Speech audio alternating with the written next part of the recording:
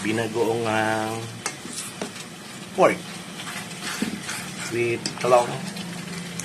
Pampaasim ko rito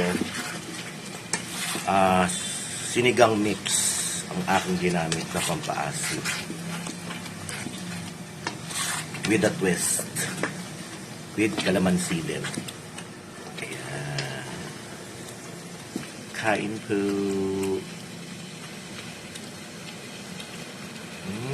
Charap-charap. Itong maraming kanin talaga. Medyo maanghang pa siya. Galing Pangasinan yung bagoong yun. Purong bagoong chai. Happy eating everyone.